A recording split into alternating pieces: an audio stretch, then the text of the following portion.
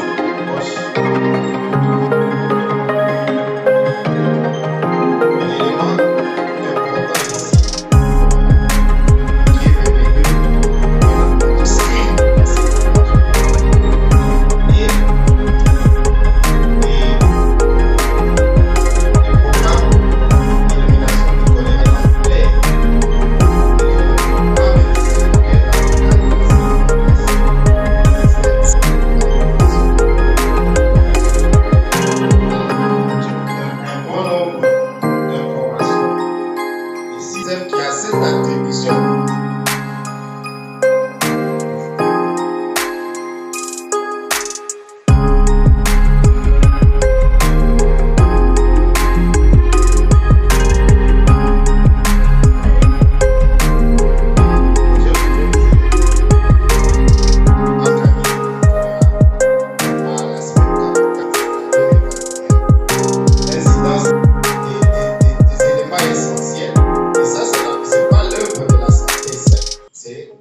Maintenir cette réduction si les autres sont supposés les indicateurs des autres secteurs. Parce que la santé n'est pas les premiers responsables par rapport à ces efforts de réduction en termes d'incidence. Et le pays connaît essentiellement trois flammes par semaine. C'est la 32e semaine que la situation, cette épidémie dans les centres qui a fait qu'aujourd'hui,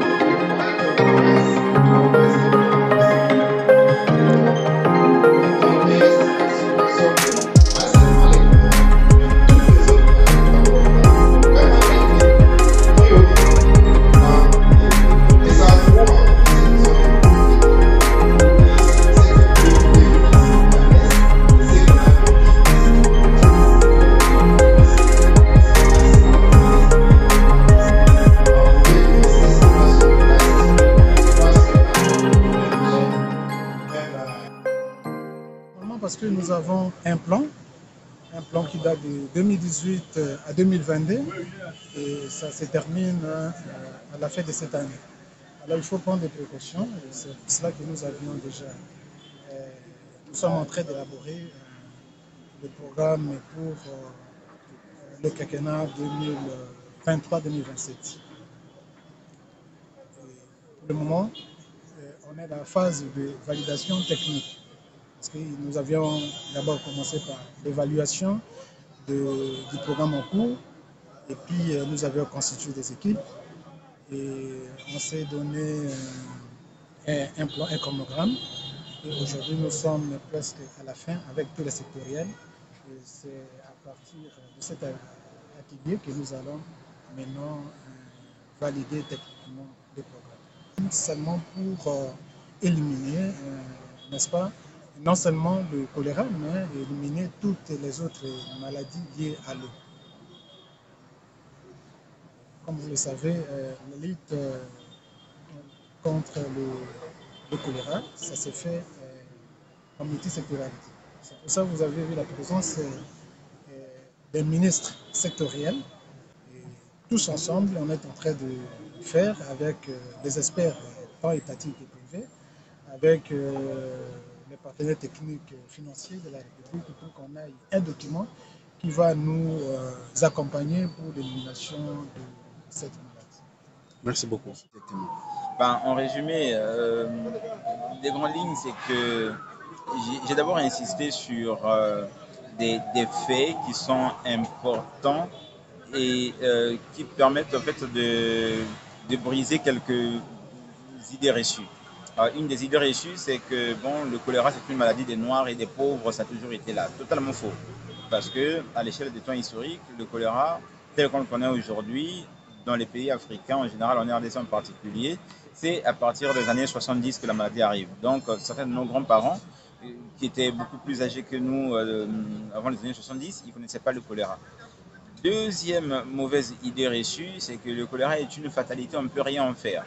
Bien, ça c'est totalement faux parce que d'après nos études, le choléra a une logique de temps, donc ça ne survient pas n'importe où, une logique d'espace, ça ne survient pas n'importe comment, n'importe quand, et une logique de population, ça ne touche pas n'importe quel groupe de population, et aussi une logique de trajectoire, c'est-à-dire que ça ne se déplace pas n'importe où et de façon désordonnée.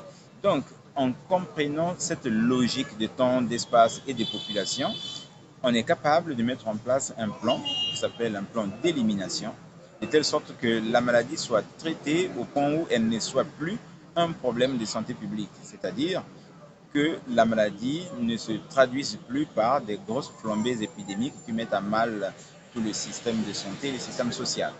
Donc, ça, c'est une première partie du résumé, sans briser les idées reçues. La deuxième partie a consisté, au fait, à faire l'historique un peu de ce processus d'élimination.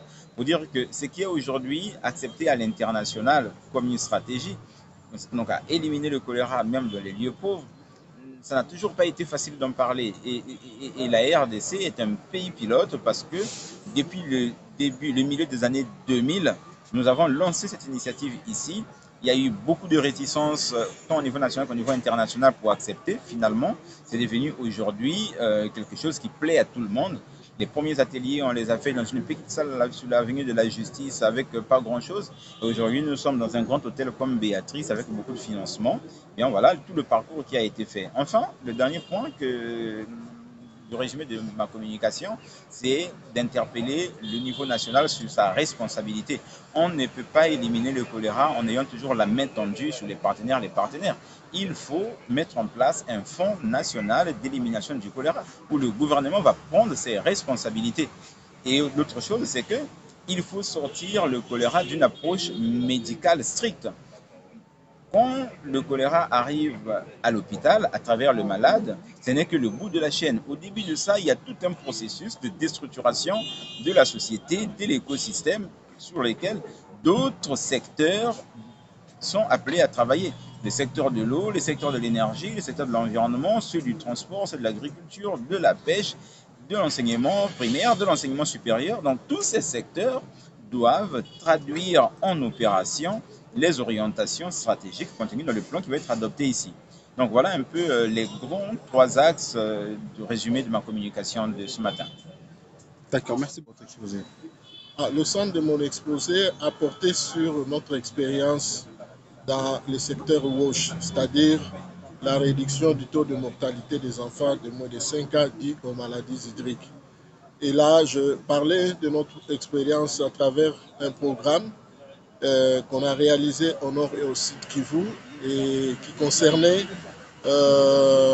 l'eau, les infrastructures d'eau et la gouvernance à travers les services liés au secteur de l'eau. Et là, nous avons parlé d'un programme intégré. En fait, comme nous venons de l'apprendre, nos interventions dans la lutte contre les maladies hydriques est multisectorielle.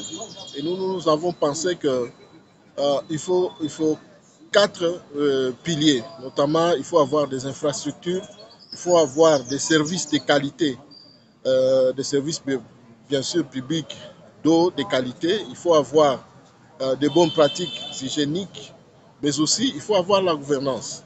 Alors nous avons présenté un peu cette approche et qui nous a conduit vers une approche qu'on appelle Care Group, c'est-à-dire groupe de soins, qui concerne de femmes de ménage au niveau des aires communautaires, c'est-à-dire à travers les zones de santé, nous avons mis en place des groupes de femmes qui ont comme responsabilité de sensibiliser les autres femmes sur de bonnes pratiques hygiéniques. C'est-à-dire on peut avoir l'eau de bonne qualité, mais on doit savoir la conserver, on doit savoir l'utiliser, on doit avoir de bonnes pratiques hygiéniques pour éviter à nos enfants d'attraper des maladies hydriques, même aussi éviter le choléra.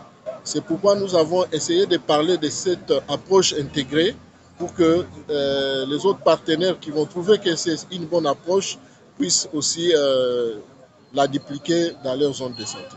Et ce plan, c'est un plan pour amener les pays à l'engagement que nous avons pris pour l'élimination du choléra à l'horizon 2030 et le contrôle des autres maladies diarrhéiques.